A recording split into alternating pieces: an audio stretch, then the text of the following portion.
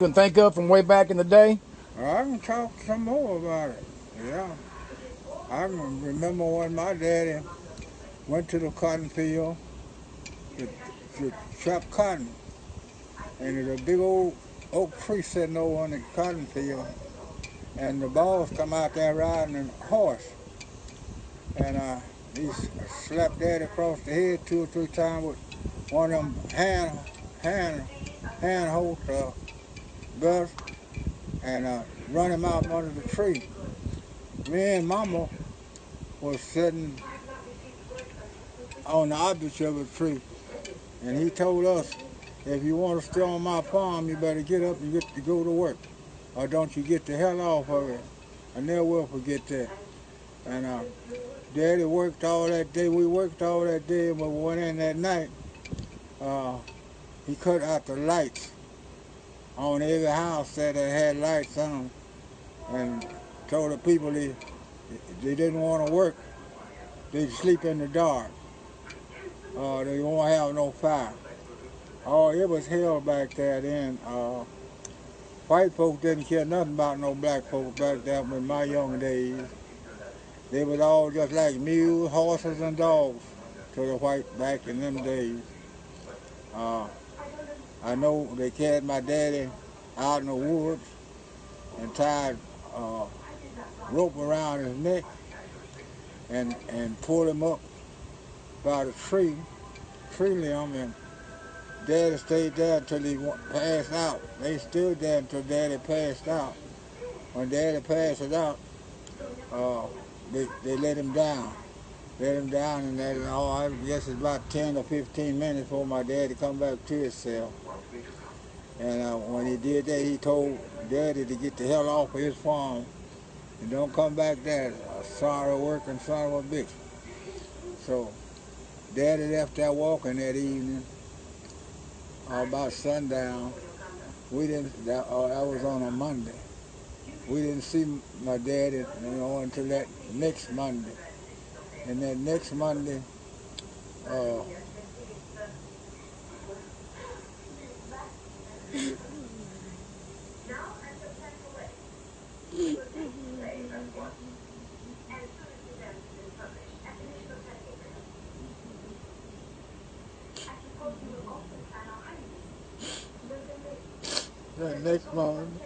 the next Monday, Daddy moved with a white man they called Mr. John Campbell. And Mr. John Campbell was good to us. He helped Daddy move. Hope Daddy get his stuff together and bought us a bunch of groceries. That's when that bad luck started leaving us. We worked with Mr. John Campbell about 7 years. And when he died, his wife sold a farm. And Daddy moved back to Lone Oak then. And he started working for a man they called Mr. John Campbell. And Mr. John Campbell worked Daddy about 6 or 7 months. He bought him a new car. And he sold Daddy his old A model car. He sold it to Daddy. And that's when Daddy packed his little clothes, what little he had, and left him to Mama. He went back home to his daddy. His daddy lived in Cairo, Illinois. That was his home, my daddy's home. My mama's home was in Arkansas. And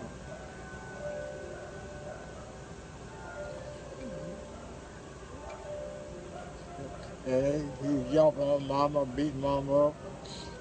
The white fellow come along there one day.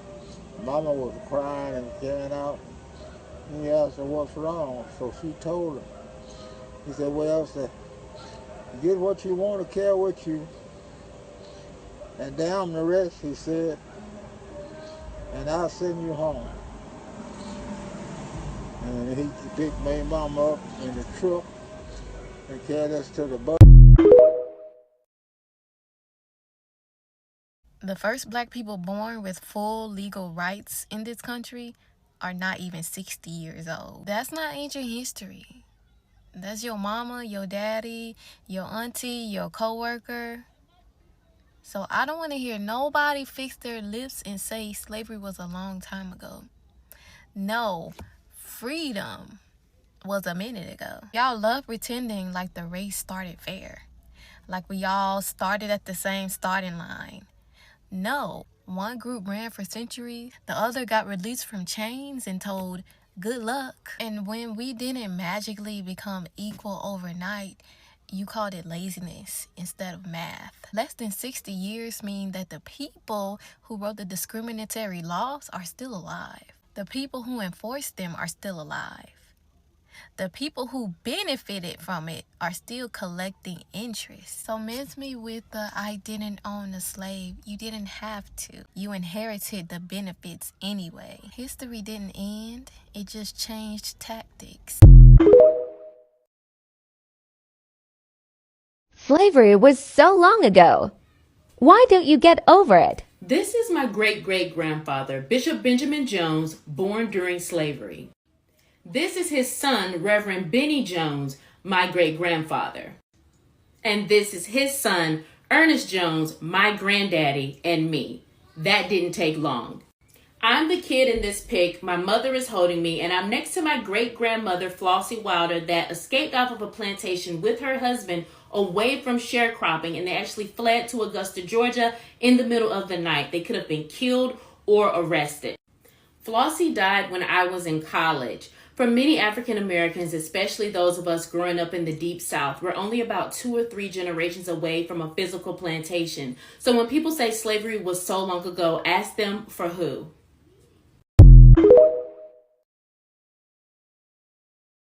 You know, people will say black people need to just get over it.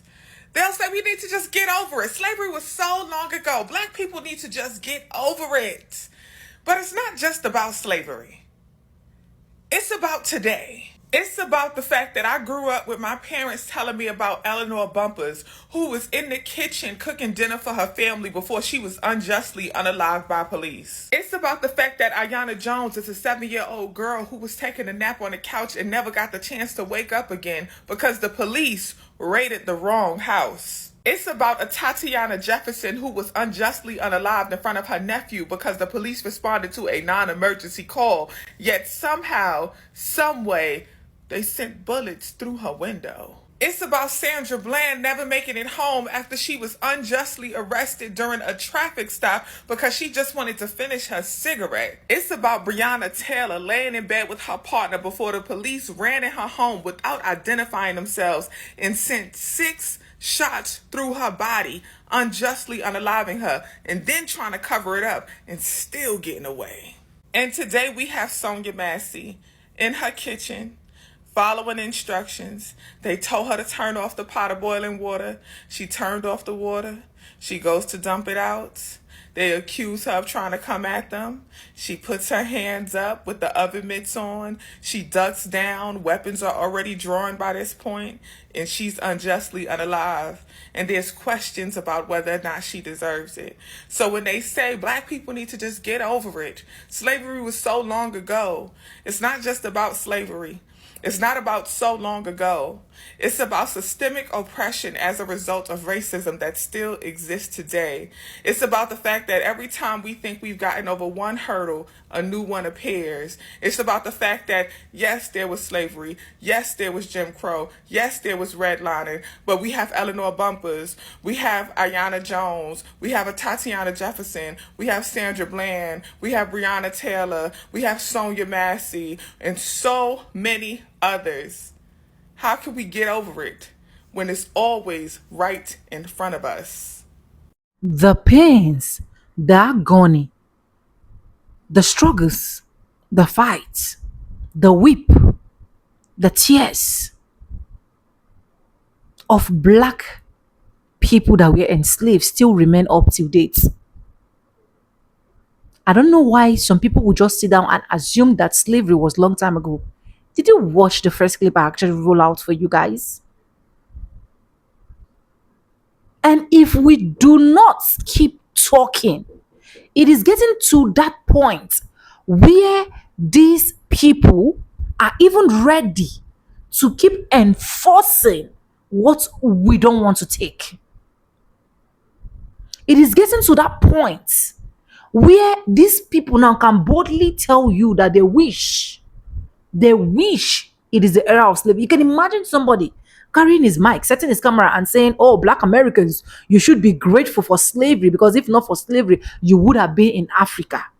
That mindset, that mentality of every single Black person in America is through ship is where I don't know where it's coming from. If slavery was a long time ago, we still have someone here sharing experience and stories. But welcome back to the channel. My name is Sonia. Subscribe, like, comment, and share. Credits belong to the original creators of every single clips and stitches we have in our today's episode. I want to say a very big thank you to every single one of you liking, commenting, sharing, dropping super thanks, and also joining my membership. I do not take you guys for granted. You guys are absolutely the best. With that being said, let's continue watching these clips. I'll be back with commentaries because I have a lot to say at the end of this video. Let's watch, guys. My parents are the first people in my family born with equal rights in this country. I was having a discussion over the weekend with someone who is from the South, who's white, and who had not really been around Black people. And he said that at a party we were at. He was like, "This is the most Black people I've been around."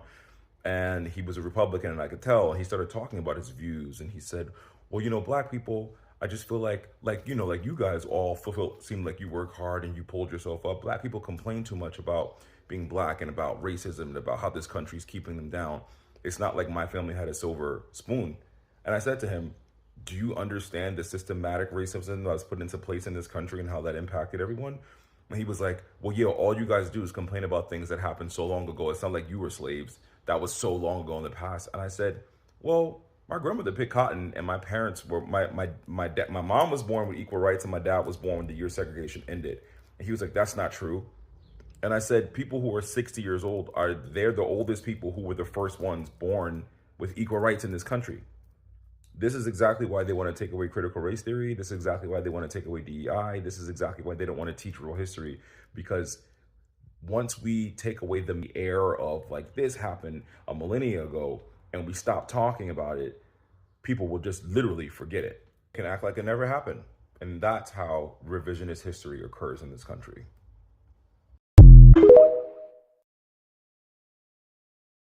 Racists will tell you slavery was so long ago. Get over it. Okay, what about this? Can I buy a vowel? I can't hear you.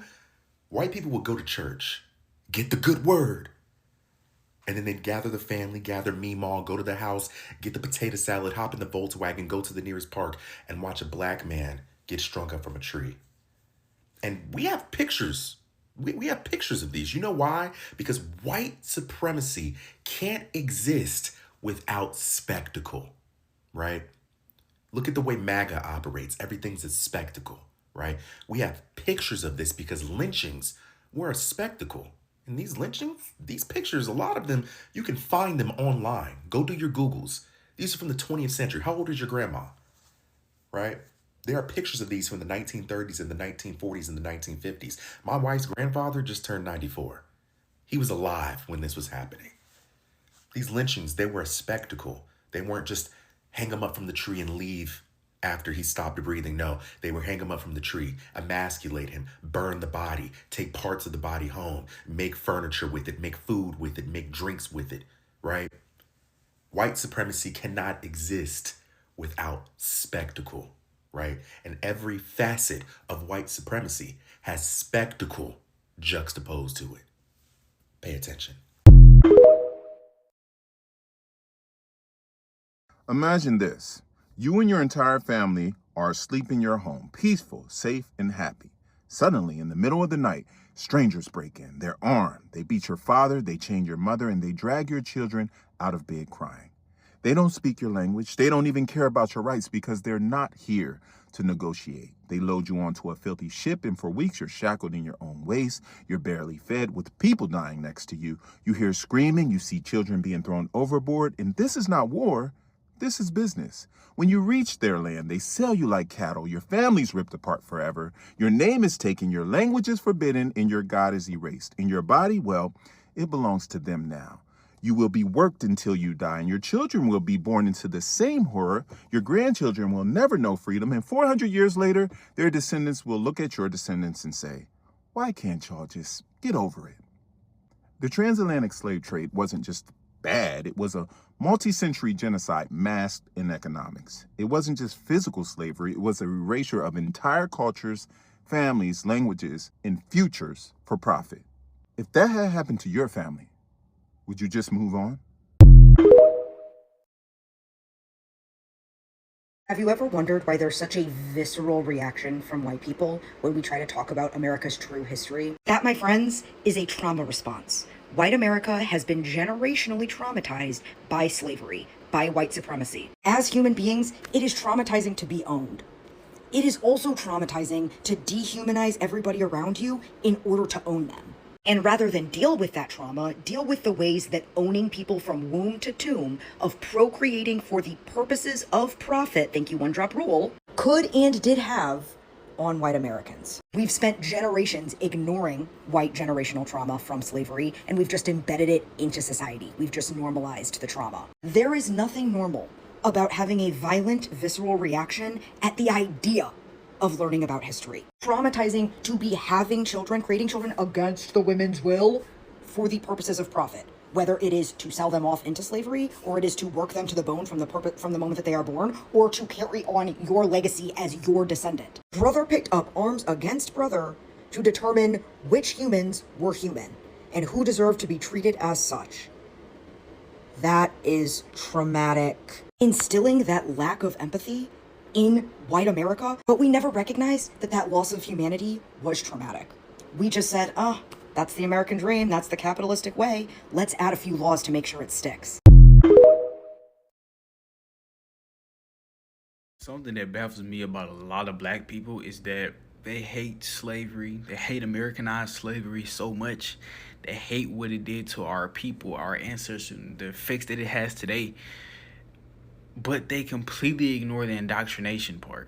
Like, they completely ignore the effects, the negative effects that Christianity had on slaves. I mean, as we know, slaves weren't really allowed to read. In places where they were allowed to read, their literature was heavily restricted and were only allowed to read things like the Slave Bible, which is basically just a highly edited version of the Bible that takes out, like, basically the good stuff and leaves in stuff that basically is pro-slavery, like stuff about owning slaves and telling slaves to obey your masters and stuff like that. Like, it's just mind-boggling to me how so many black Christians ignore that part of Christian history. And it's not like it's old news. I mean, this is pretty recent history-wise.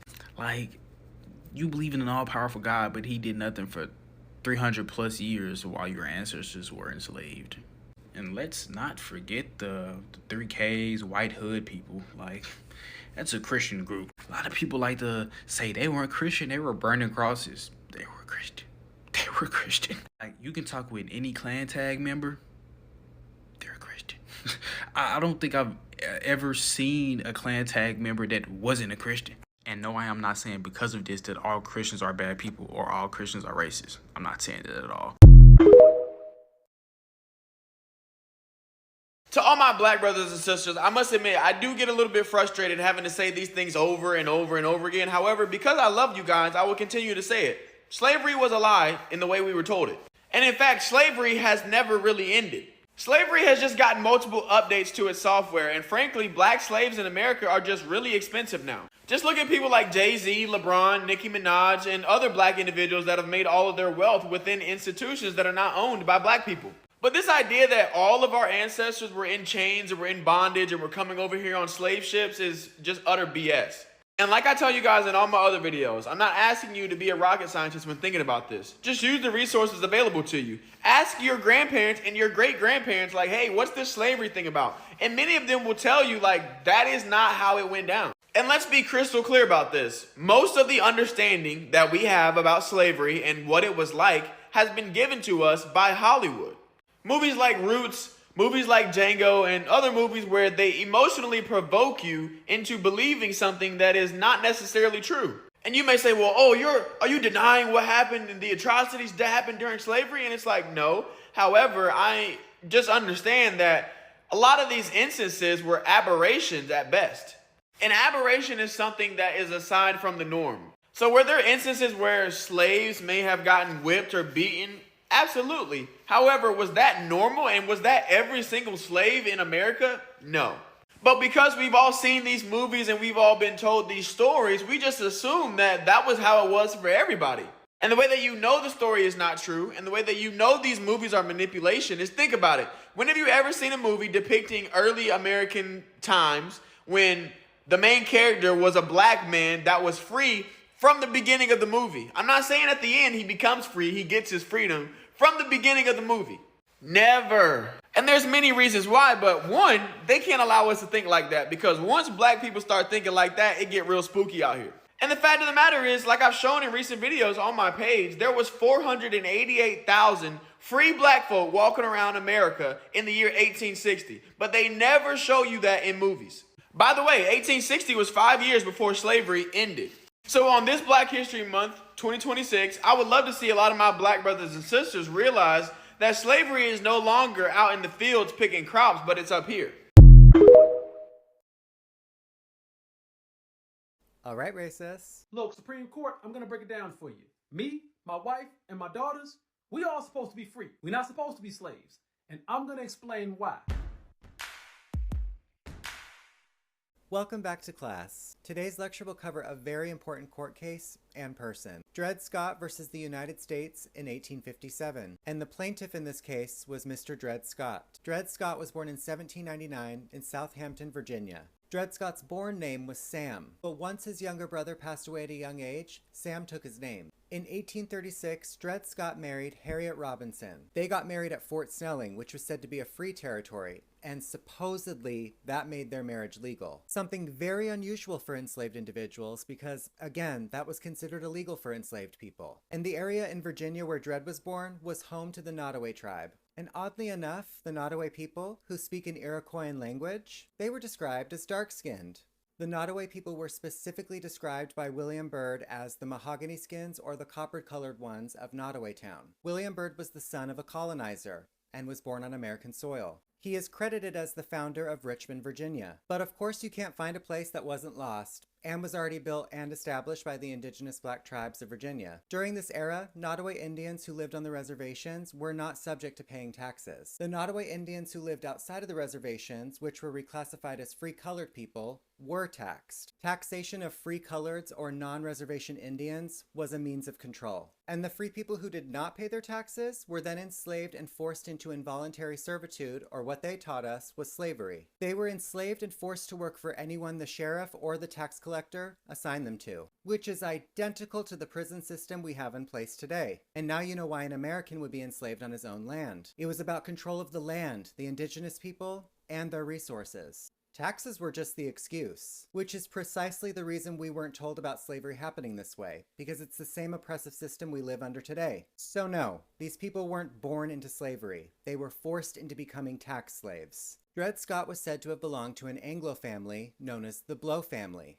The father, Peter Blow, passed away, which caused Dred Scott to be transferred to another plantation. And this landed him a home with a military doctor. While staying with Dr. John Emerson, Dred Scott and his wife made their way to Illinois, which was considered a free state. Dred Scott's extended stay in Illinois and Wisconsin gave him the legal standing to make a claim for freedom. Both of those states made it clear that slavery was prohibited. Dr. Emerson died in 1843, and his wife sold off Dred Scott to an army captain. It was at this moment that Dred Scott attempted to purchase his own freedom for $300 from his slave owner's widow. The offer was refused, which caused Dred Scott to seek freedom through the courts. And as crazy as this sounds, he had to sue to gain his freedom. It isn't always some violent overthrowing where a man is running in shackles after attacking his slave owner in the middle of the night. Black Americans did not just take their freedom, they beat the racist idiots at their own game. Slavery never happened the way that they say it did. And if they told us the truth, they would have to show how many L's they've taken over the years. Dred Scott's trial began in June of 1847. During this trial, it could not be proven that Dr. John Emerson's wife owned Dred Scott. Yes, that's correct, no one owned him. He was indigenous and free, but he had been lied to for years by the Anglo colonizers. The following year, after the racists got involved, the Missouri Supreme Court decided that the case should be retried. In an 1850 retrial, the St. Louis Circuit Court ruled that Dred Scott and his family were indeed free. 2 years later, the Supreme Court stepped in again, reversing the decision of the lower court. The judge's written opinion stated that because Scott was a Negro presenting enslaved Indian, he wasn't a citizen, and therefore had no right to sue. The decision also declared that the legislation which restricted slavery in certain territories was unconstitutional, basically saying that it was illegal for a city to consider anyone free. While the decision was well received by the slaveholders in the South, many Northerners were enraged. Abraham Lincoln was just about to call it quits with politics in this time, but once he heard about the Dred Scott case, he decided to run for president. This decision greatly influenced the nomination of Abraham Lincoln to the Republican Party and his subsequent election win, which in turn led to the South's secession from the Union. After the Civil War, Lincoln put into place the 13th Amendment, abolishing slavery. The same amendment that made slavery legal with imprisonment. Go figure. This amendment would eventually overturn the Dred Scott decision from the Supreme Court with the 14th Amendment. The same amendment intended for the protection of the true indigenous people's birthright citizenship of this land. Remember Taylor Blow from earlier? Dred Scott's former slave owner's son? After the Supreme Court decision, he purchased Dred and Harriet and set them free. Dred Scott died 9 months later, after his official freedom on paper in 1858. The entire U.S. history is a lie, and a joke, frankly. Through reading and simple research, one can unpack the entire history of our past. But it's only those with intelligence, competency, and literacy who can actually decipher the truth from the lie. Only a fool would believe what this country considers history. Well, thanks for watching. See you next time. This is a typical example why I will never buy the idea of people saying, oh, slavery was long time ago. Oh, stop talking about it. Why are we still revolving ourselves around it? We have forgotten about slavery. It didn't even happen that much. These are generations that are still alive talking about it. Like, how do you even think that slavery, what will even make you think in this earth that slavery was long time ago? Where we still have a lot of testifiers, where we still have people going through that same slavery, modernized slavery, this time around. No, let it make sense to me how it is long time ago, how we should forget about what our fathers went through. You know, oftentimes I keep asking myself, why didn't our people fight back? Why were just they sitting and looking? Why were they just allowing these people to just maltreat them? Then I realized that these said ancestors were more stronger than us. These said ancestors fought. They ran away. They were caught and beaten. They tried to escape on different locations. They had plans. They never wanted to be in the cotton field. They never wanted a breeding plantation. Until you read or see movies about slavery, you will not understand the depths of what our ancestors have been through. You can hear from this video where this Black American guy was literally saying that it was his own parents. I'm not talking about his grandparents. It was his own parents' turn that they started having the right to vote. That Jim Crow was abolished. Not his grandparents. And you want to tell me slavery was a long time ago? Let's forget about slavery. Let's move on. Let's stop discussing about slavery. Let's stop talking about slavery. You want to tell me that you want us to just throw blind eyes and act as if nothing happened and act as if we shouldn't even see it? It's not possible. It is never possible. Slavery was never a long time ago. That's just the honest truth. And the earlier a lot of people that are crying that slavery was long time ago realize, the better. Explain to me if slavery was long time ago, if this grandpa that is literally crying in the first clip that actually roll out will be here explaining to us.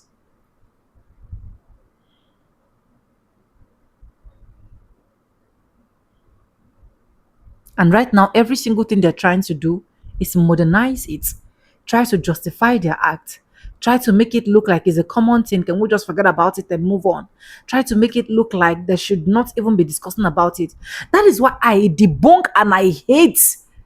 I dislike when I see black people like me airing out, carrying microphones, setting camera, and be like, can we just stop talking about slavery? People were stripped of their identity.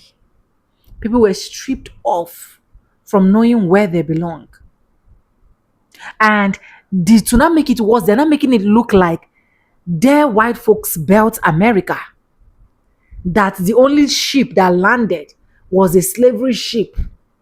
Knowing fully well that there are a lot of black Americans surviving, thriving in America, enjoying in America, doctors, nurses, even before their slavery started.